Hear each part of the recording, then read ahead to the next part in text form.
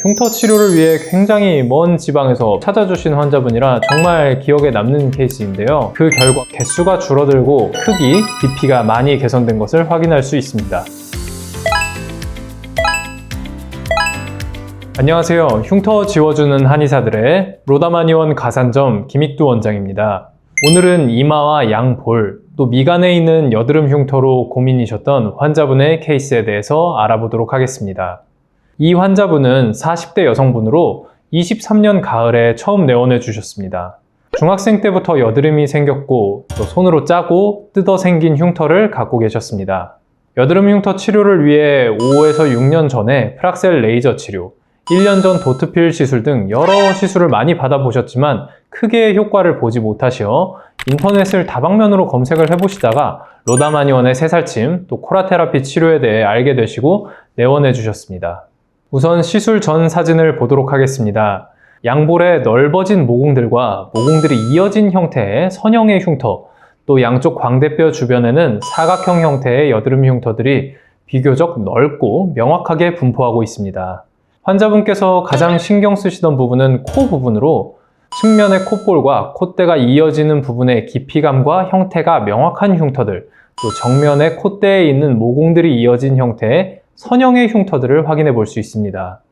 양쪽 볼을 따라 모공형 흉터들을 기반으로 경계가 명확한 흉터들이 군데군데 분포하고 있는 점, 콧대의 정면 또 코끝을 따라 있는 모공형 흉터들과 양쪽 콧볼 측면에 명확한 여드름 흉터들이 있는 점을 감안해 새살침, 코라테라피 시술과 고주파 시술, 거기에 피부 재생과 염증을 줄여줄 수 있는 태반약침을 곁들여 시술하면 좋은 결과를 얻을 것으로 판단하였습니다.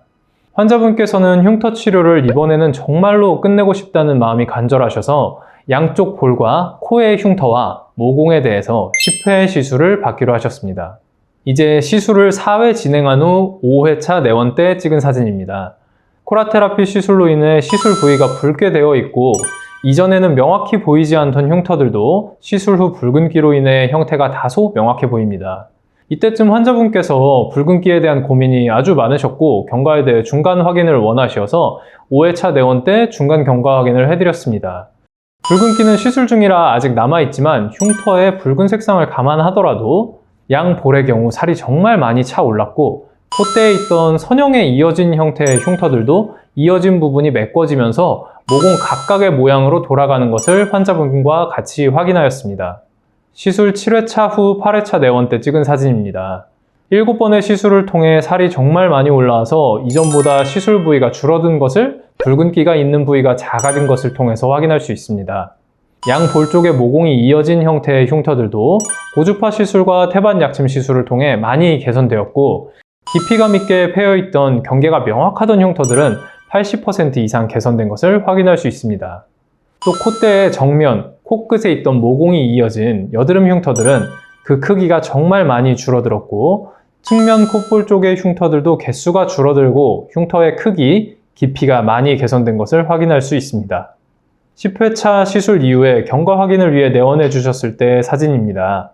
양볼에 있던 흉터들은 잔여 붉은기만 제외하면 더 이상 시술이 필요 없을 정도로 깊이감이 많이 좋아졌고 경과 확인 시기를 조금 당긴 이유로 남아있는 붉은기는 시간이 지나면 다 빠질 것으로 예상했습니다.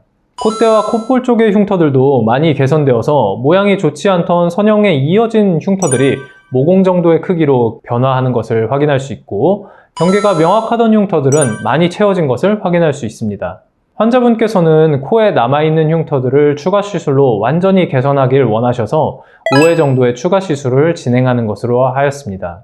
이 환자분의 케이스는 흉터 치료를 위해 굉장히 먼 지방에서 매 시술마다 저희 한의원을 찾아주신 환자분이라 정말 기억에 남는 케이스인데요. 타지에서 오시는 만큼 내원에 후회가 없으시도록 정말 꼼꼼히 시술을 해드렸던 것으로 기억합니다. 그 결과가 흉터의 채워짐으로 확인되었고 모공성 흉터들과 모공이 이어진 형태의 선형의 여드름 흉터들, 또 피지 분비가 있는 코에 존재하고 있는 흉터들이 새살침 시술과 고주파 시술, 또 피부 면역력과 염증 억제, 재생에 큰 도움을 줄 수 있는 약침 시술을 병행하여 좋은 결과를 얻을 수 있다는 것을 확인한 케이스였습니다.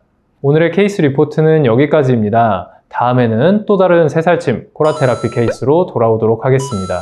시청해주셔서 감사합니다.